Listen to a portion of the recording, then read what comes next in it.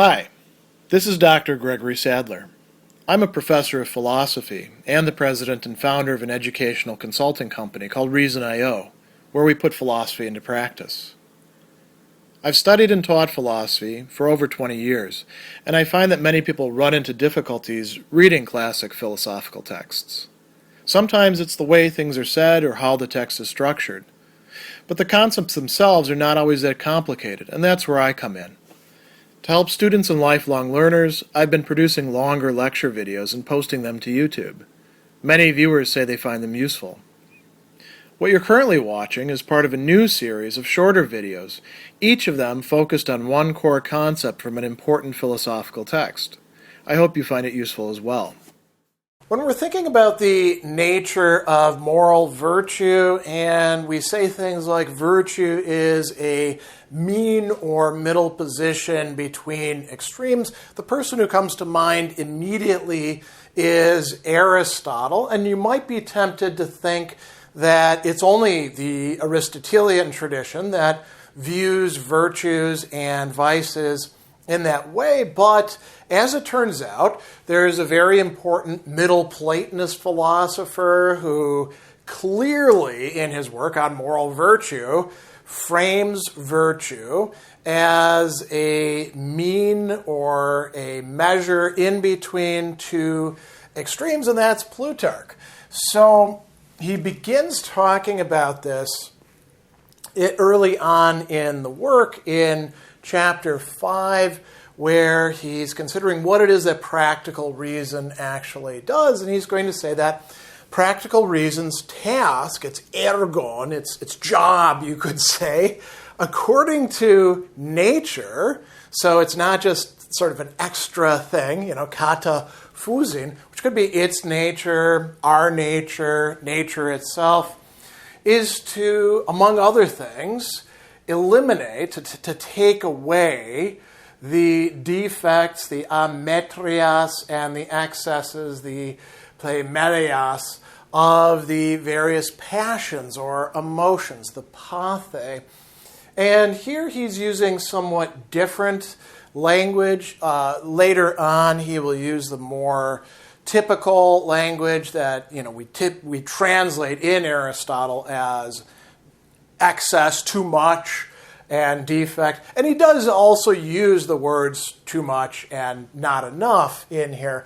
But this is kind of interesting. So defects, ametrias, not coming to the measure, the metria in this case, and then going beyond, having too much, pleimelias, right, of the passions. And these could be things like desire, anger, fear, and we'll look at those when we get to the examples. Now, Plutarch is going to not just talk about the emotions or passions themselves, but on also the impulse, the horme, the drive, we might say, that culminates in feeling these things, in the passions.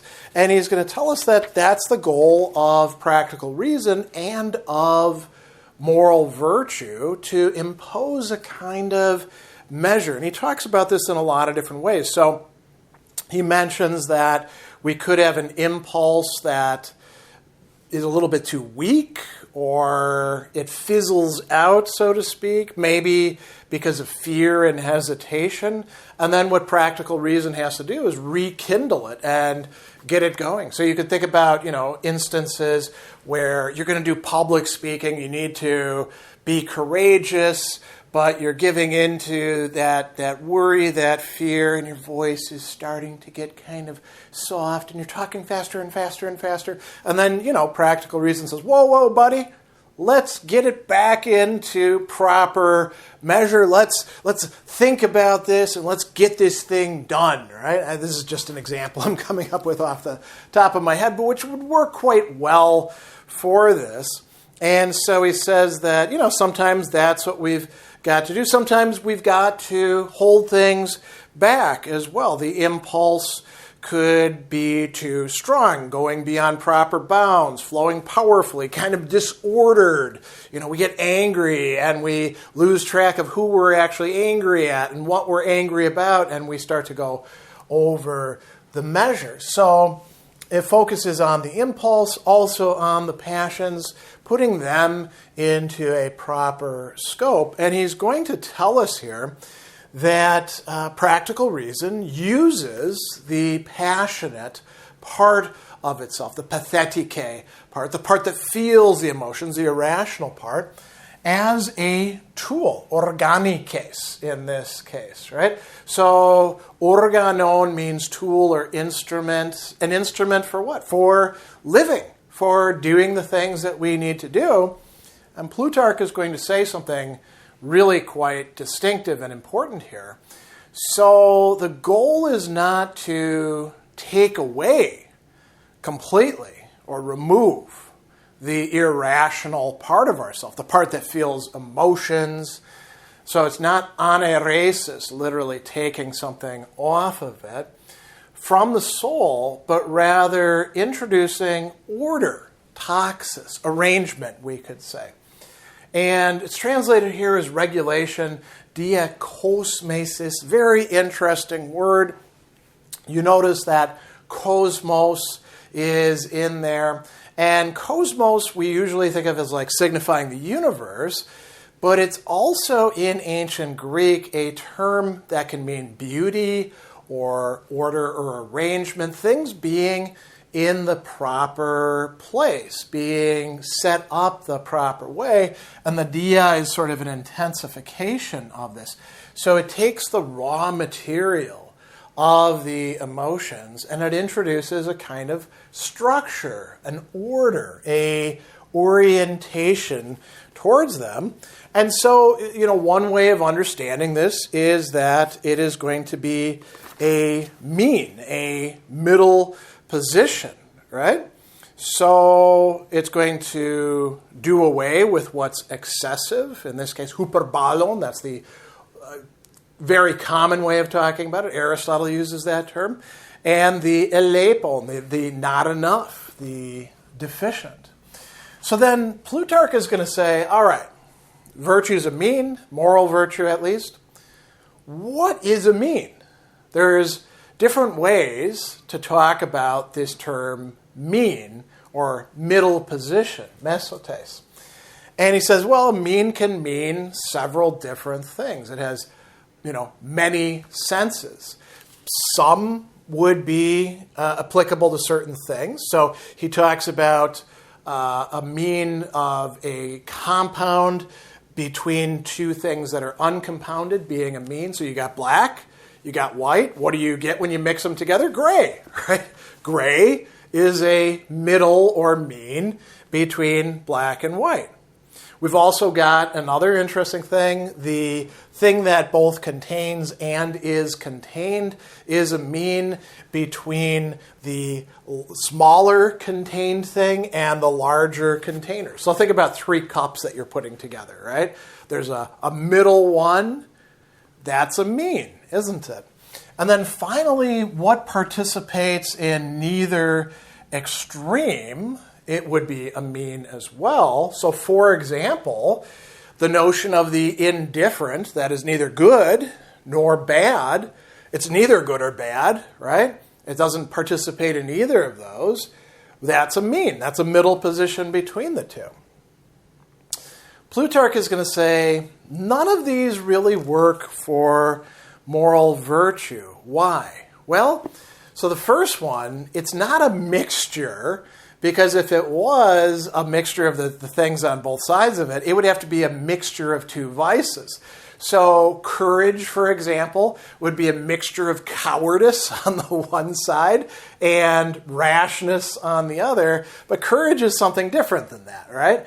And justice would have to be a mixture of, being, unjust, taking more than your fair share, being treated unjustly, and then justice would somehow be just right in between them. He says, that's not going to work at all.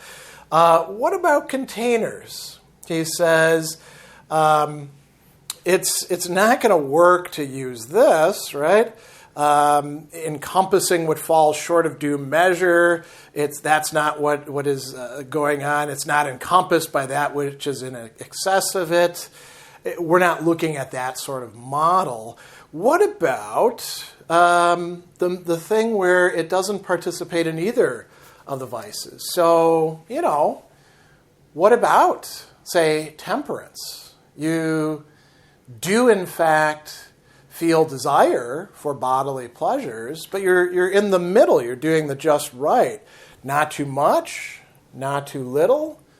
Well, no, because you are participating in what the subject matter is of these things. So he says that it's not entirely exempt from the impulses of the passions. We just happen to find the middle rather than excess and deficiency. So if these don't work, is there any analogy that we can use to understand the mean that moral virtue is? He says, yeah.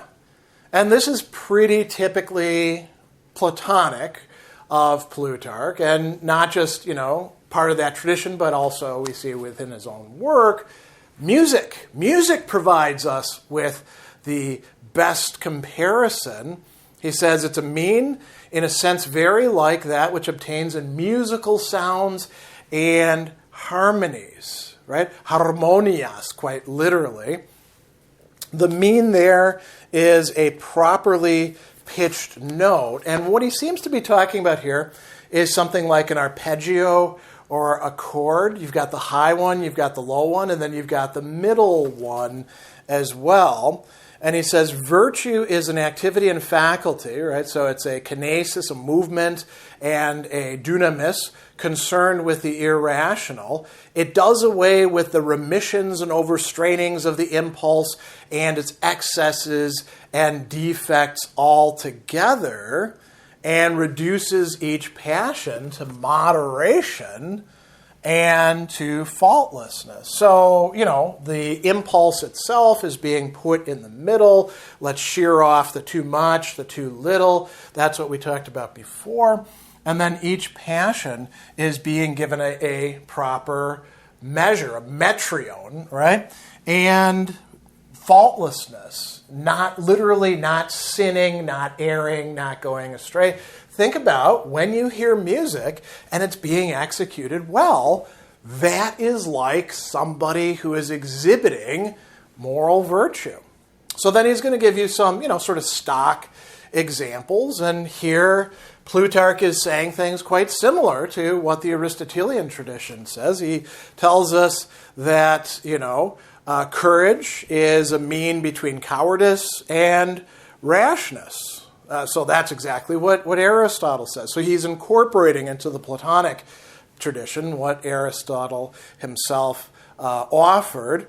Liberality or generosity is a mean between parsimony, or being a skinflint, and prodigality, being a spendthrift.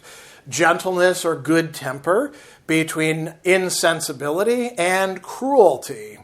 Temperance itself, justice, are means. Justice distributes to itself in contracts neither more nor less than what is due. And temperance regulates the desires to a mean between lack of feeling, not desiring things, ahedonia, you might say, and intemperance. So this is how Plutarch conceives of moral virtue as being a mean. There is a heavy Platonic element, the notion of measure, the analogy to music, the idea that we're, moderating and introducing order to our impulses and passions. But it's also, fairly Aristotelian in how it's understood and set up as well.